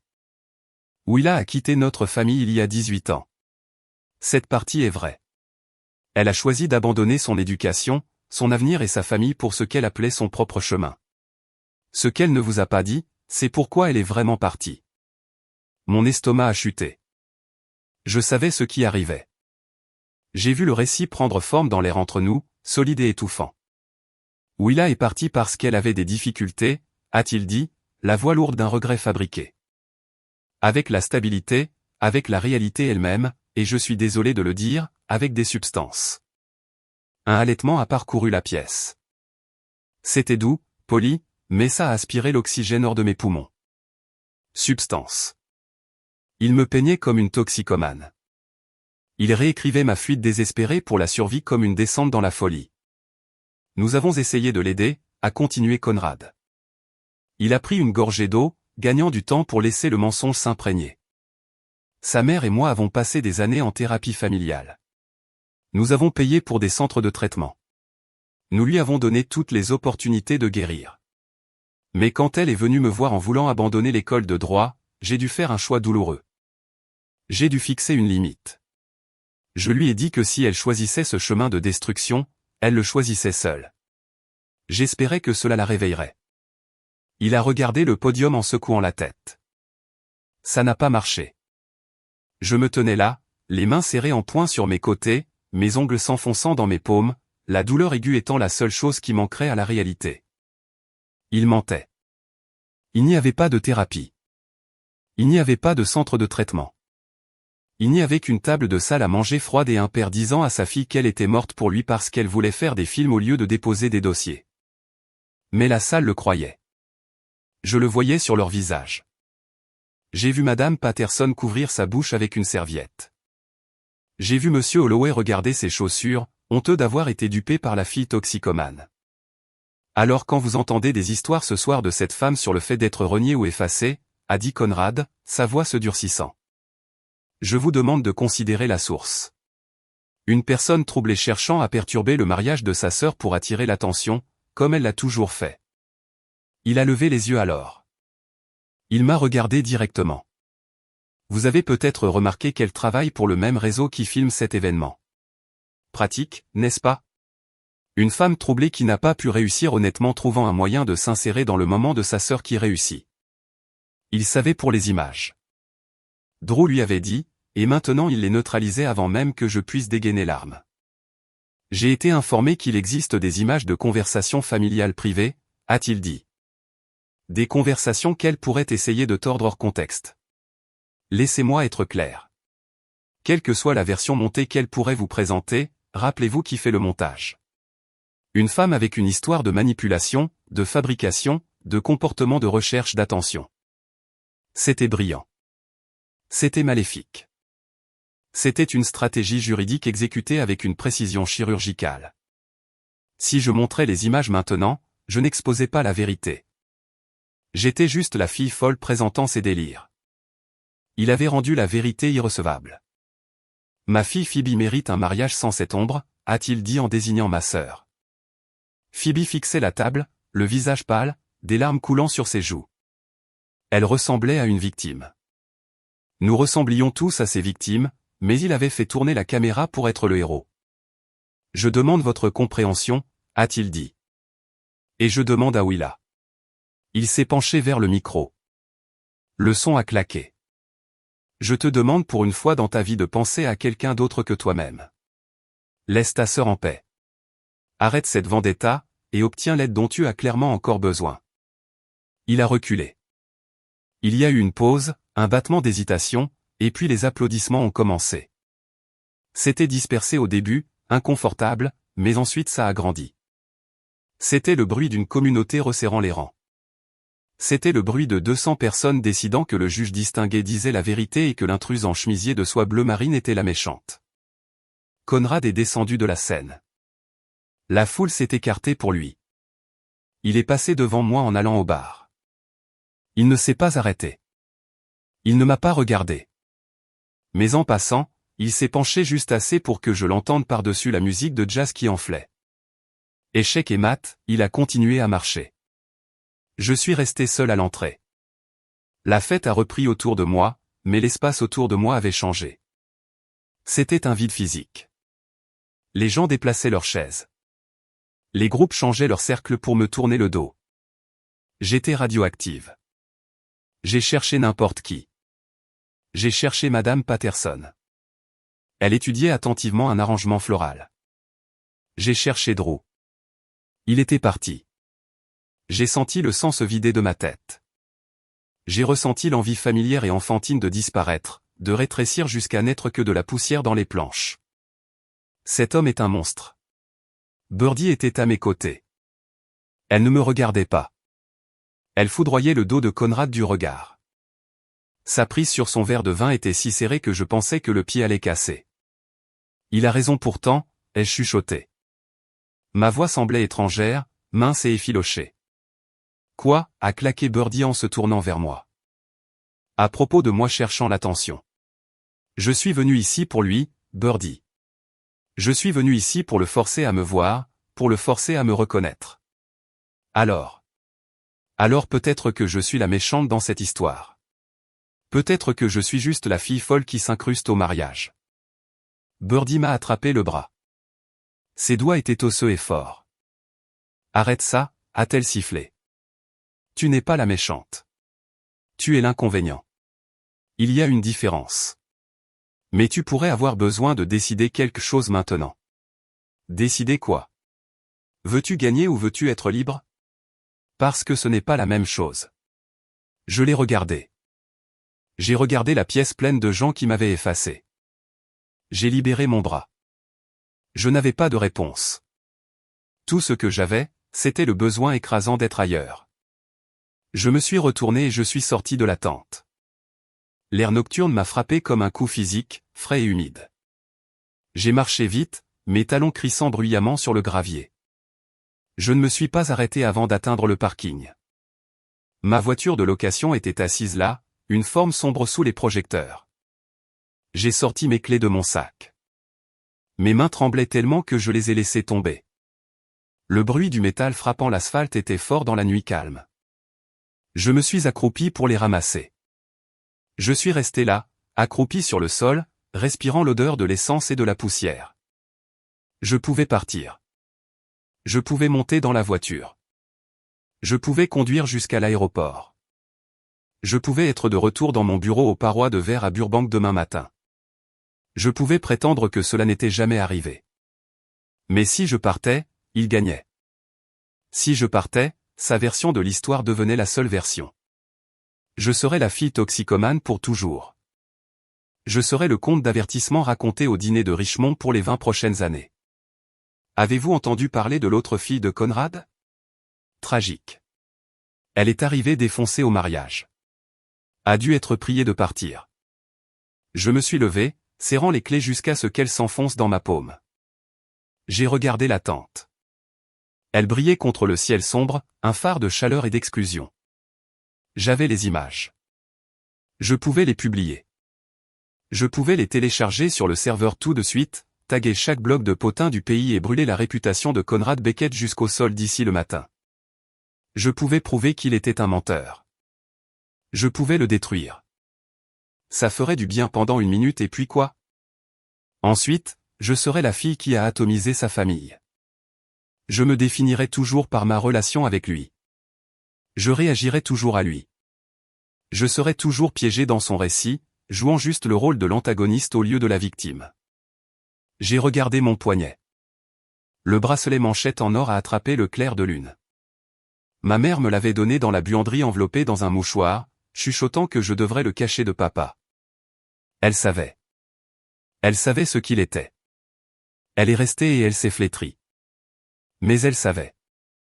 Je n'étais pas ma mère. Je n'avais pas à rester et à me flétrir, mais je n'avais pas à brûler la maison pour prouver que j'avais échappé au feu. J'ai remis les clés dans mon sac. Je ne partais pas. Pas comme ça. Pas comme la toxicomane. Pas comme le fantôme. Je me suis détourné de la voiture et j'ai marché vers le vieux chêne au bord de la propriété. Il y avait un banc en bois là, écaillé et patiné. Je me suis assise. Le bois était froid à travers mon pantalon en soie. J'ai appuyé ma tête contre l'écorce rugueuse de l'arbre et j'ai regardé les étoiles. J'ai attendu que la colère me consume. J'ai attendu que le chagrin me noie. Mais alors que j'étais assise là dans le noir, écoutant la musique lointaine du mariage de ma sœur, je ne me sentais pas en colère. Je ressentais autre chose, quelque chose de plus calme.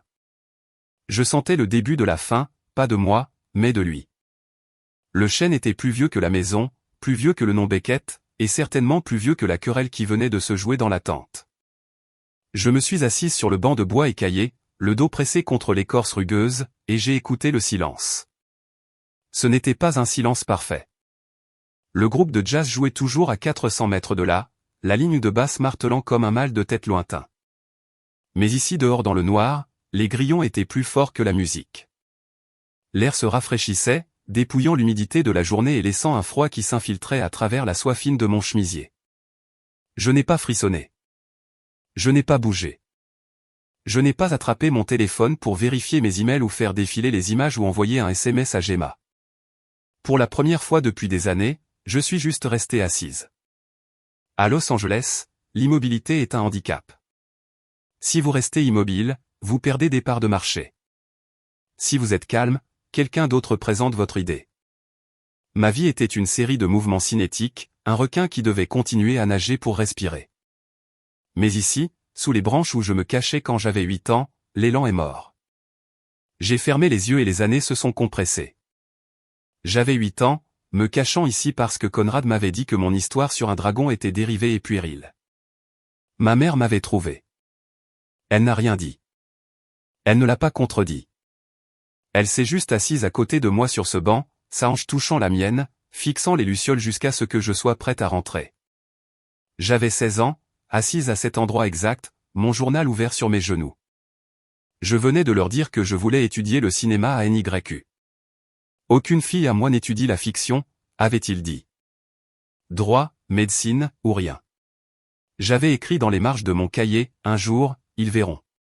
J'avais 23 ans. Je conduisais le long de l'allée de gravier, ma voiture remplie de tout ce que je possédais. Je ne me suis pas arrêté au banc cette nuit-là.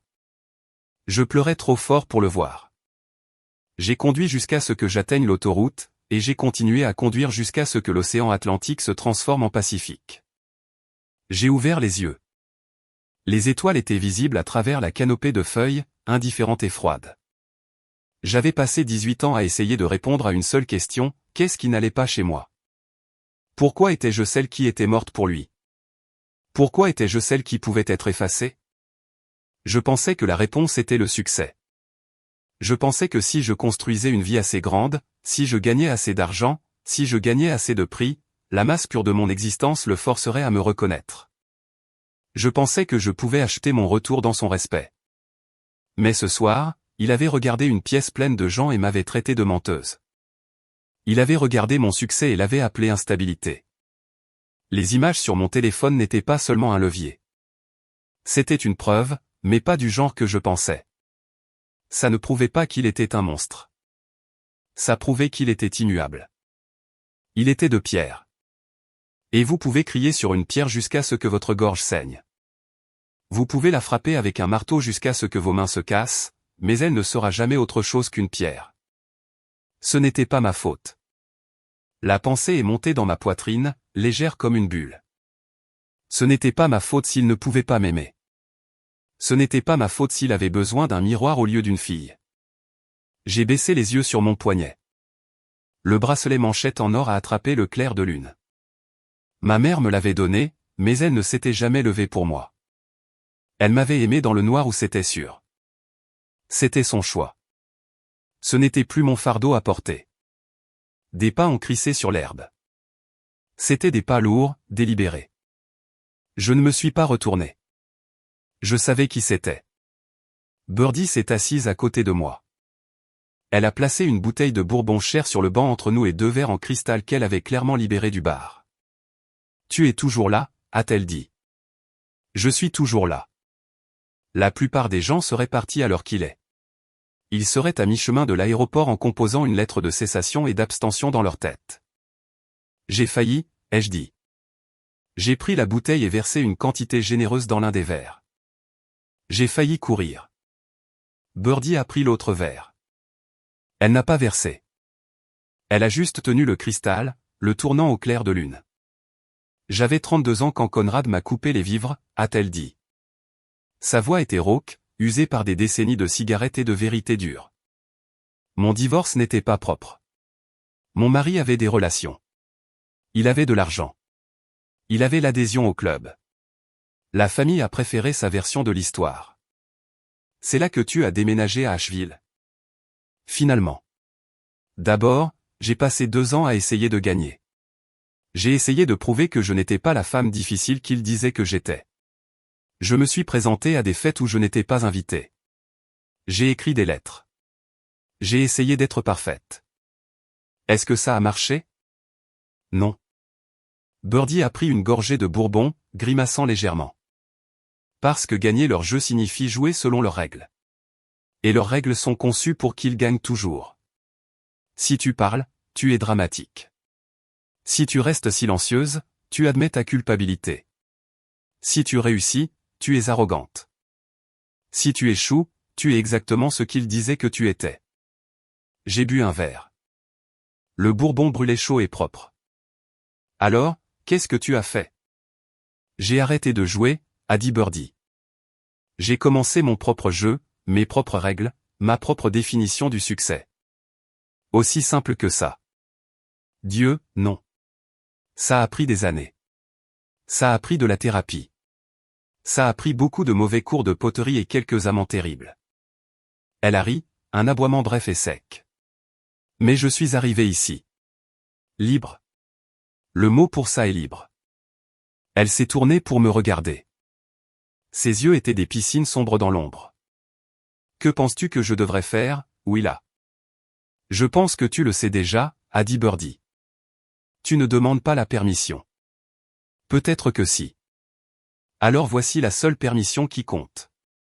Elle a tendu la main et a couvert la mienne avec la sienne. Sa peau était sèche et fraîche. C'est correct de partir sans tout brûler. C'est correct de les laisser vivre avec eux-mêmes parce qu'honnêtement, c'est une punition suffisante. J'ai regardé la tente brillant au loin.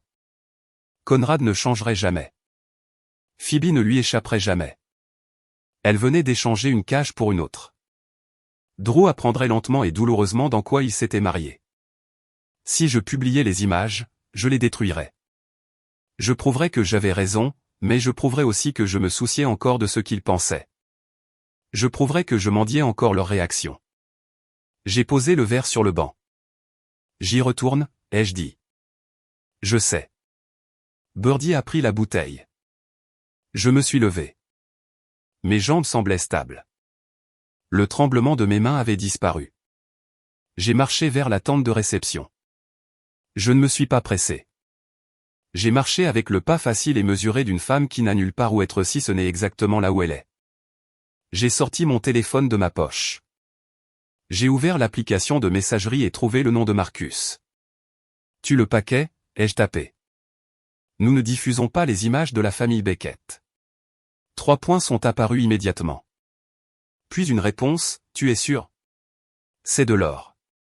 Je suis sûr, ai-je tapé. Réassigne Drew a un projet différent après la lune de miel. Pas de représailles, juste de la distance. Bien reçu.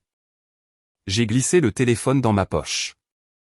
L'arme était désamorcée. Je suis entré dans la lumière de la tente. La fête s'était clairsemée. Les invités les plus âgés étaient rentrés chez eux, laissant les irréductibles et le cercle intime de la famille. La musique était plus lente maintenant, une ballade languissante qui signalait la fin de la nuit. Conrad se tenait près du bar, tenant court. Phoebe était à côté de lui, se fanant dans sa robe, sa posture s'affaissant d'épuisement. Drew planait à la périphérie, ayant l'air de vouloir être invisible. Conrad m'a vu entrer. Sa colonne vertébrale s'est raidie.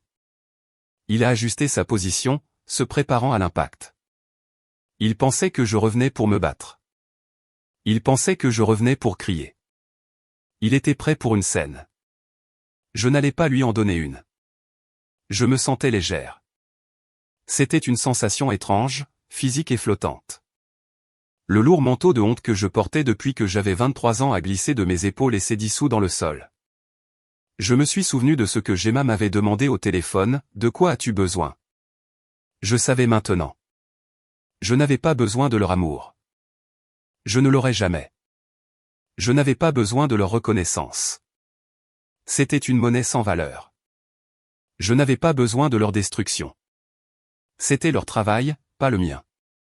J'avais besoin de dire ma vérité à voix haute, en face de lui. Pas pour qu'il l'accepte, juste pour que je la dise. J'ai marché vers lui. La foule s'est écartée.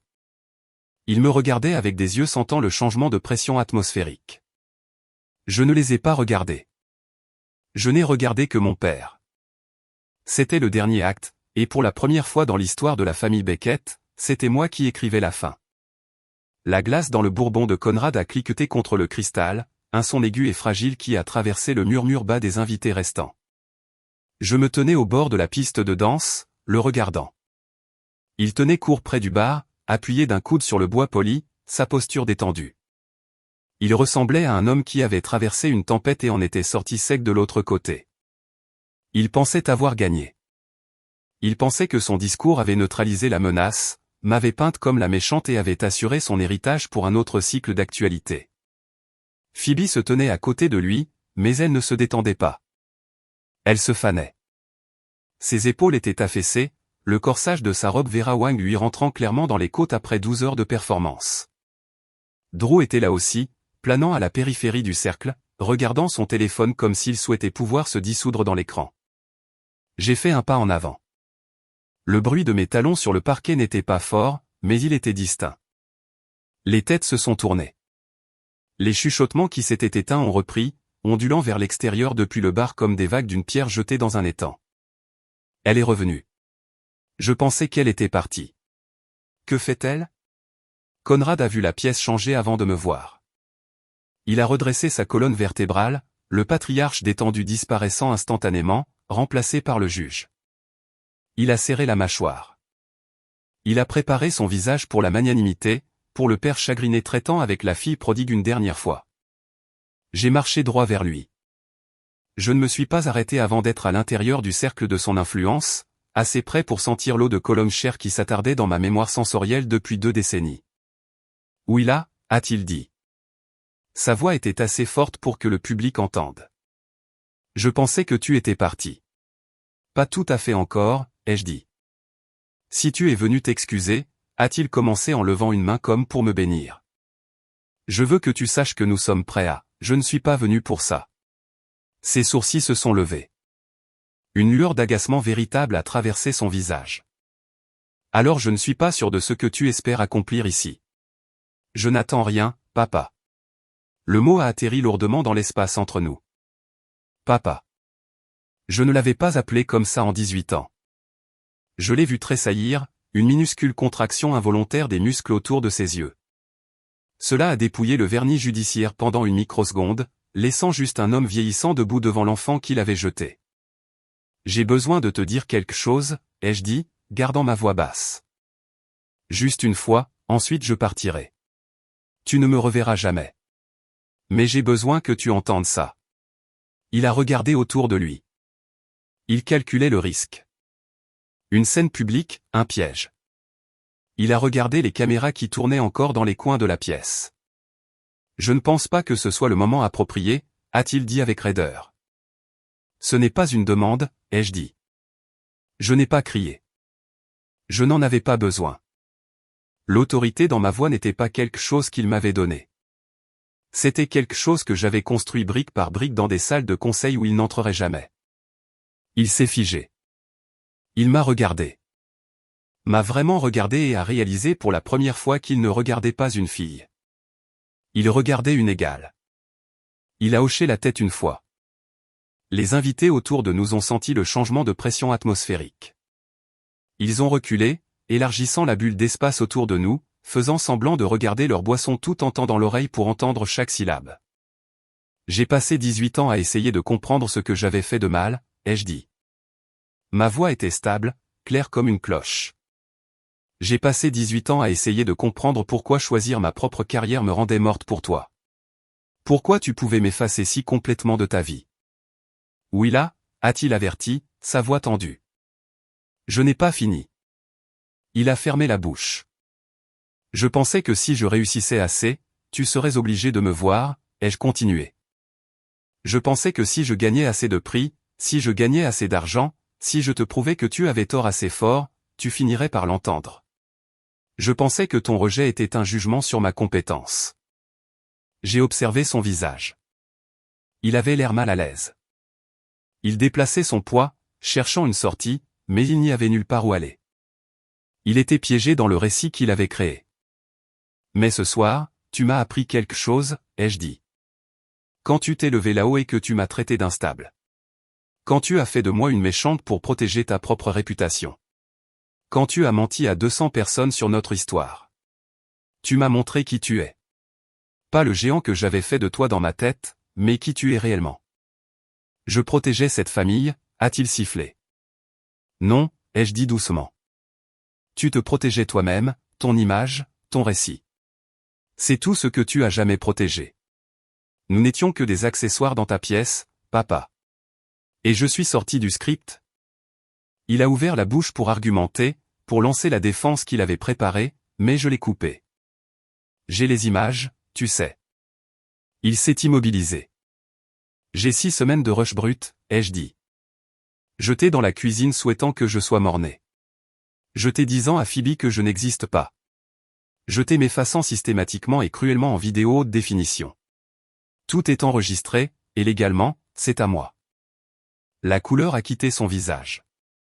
Il a regardé les caméras, puis de nouveau moi. La peur était nue maintenant. Tu ne le ferais pas, a-t-il chuchoté. Tu as raison, ai-je dit. Je ne le ferai pas. Il a cligné des yeux, la confusion luttant avec la panique. Pas parce que tu ne mérites pas l'exposition, ai-je dit. Tu la mérites. Mais parce que je n'en ai pas besoin. Je n'ai pas besoin de te détruire pour me valider. C'est ton jeu, pas le mien. J'ai fait un pas en arrière.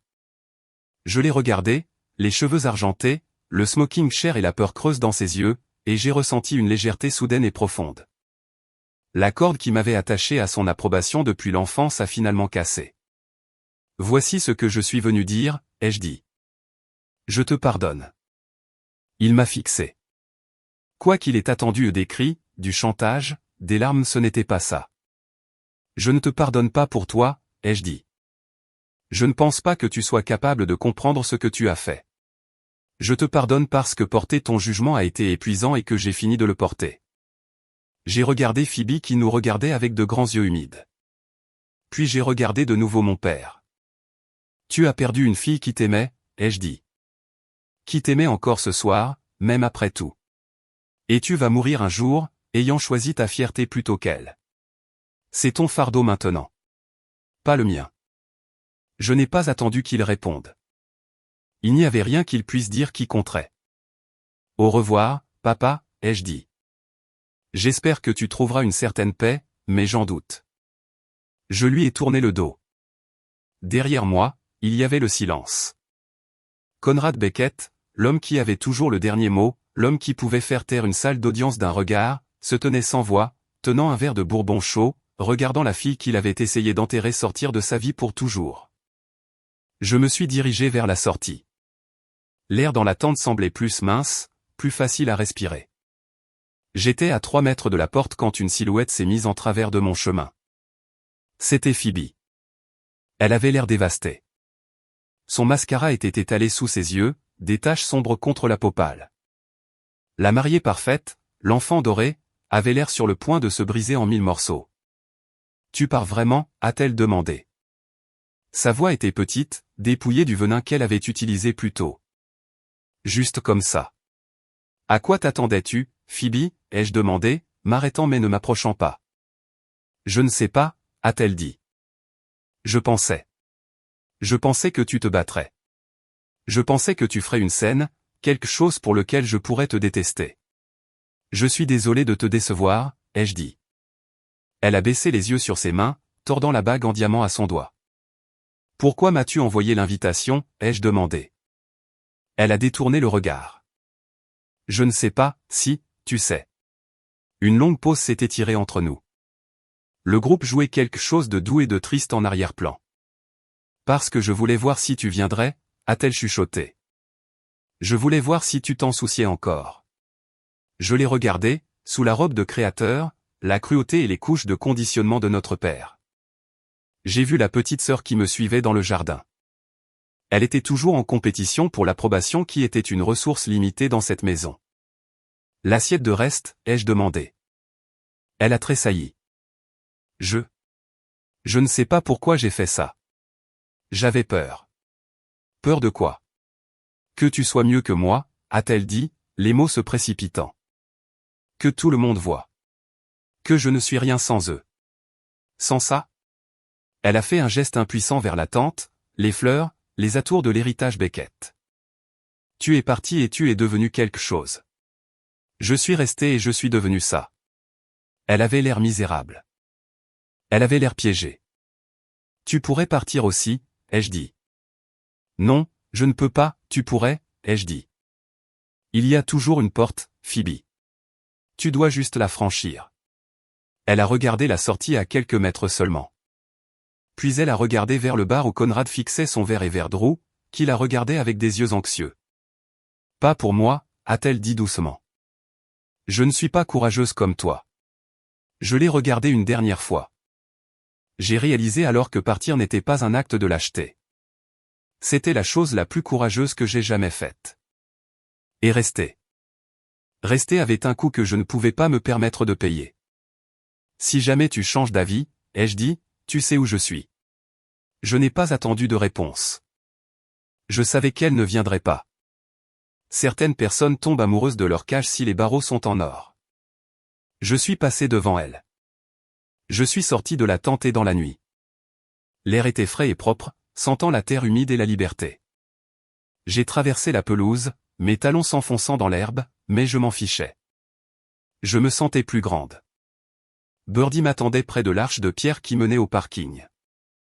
Elle était appuyée contre la pierre, la bouteille de bourbon à la main, ressemblant à une sentinelle gardant la frontière entre le passé et l'avenir. Tu n'as pas tout brûlé, a-t-elle dit. Non, ai-je dit. Comment te sens-tu? Je me suis sondé. J'ai cherché la rage qui m'avait alimenté pendant 18 ans. J'ai cherché le chagrin qui s'était assis dans ma poitrine comme une pierre. Ils étaient partis. À leur place se trouvait un vaste espace calme. Légère, ai-je dit. Birdie a souri. C'est la bonne réponse. Est-ce que tu iras bien, ai-je demandé. Avec eux, chérie? Je vais bien avec eux depuis 30 ans, a-t-elle dit en prenant une gorgée de la bouteille. Ce sont eux qui ne vont pas bien avec moi. Grosse différence. Elle s'est poussée du mur et a marché vers moi.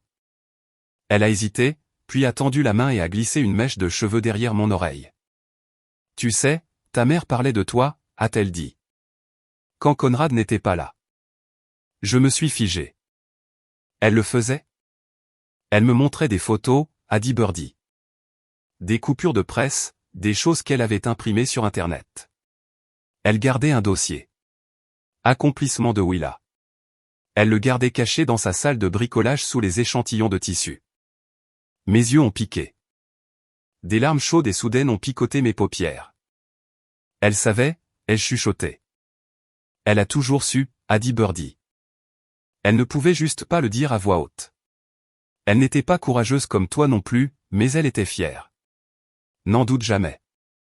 Elle a serré mon épaule fort. Maintenant, vas-y. Tu as une émission à diriger. J'ai marché jusqu'à la voiture de location. Je suis monté et j'ai démarré le moteur. J'ai mis la voiture en marche et j'ai conduit le long de la longue allée sinueuse. J'ai regardé dans le rétroviseur. Le domaine rétrécissait. Les lumières de la tente se transformaient en un flou blanc contre l'obscurité. Cela ressemblait à une scène de film. Un décor parfait et brillant. Mais ce n'était pas mon film.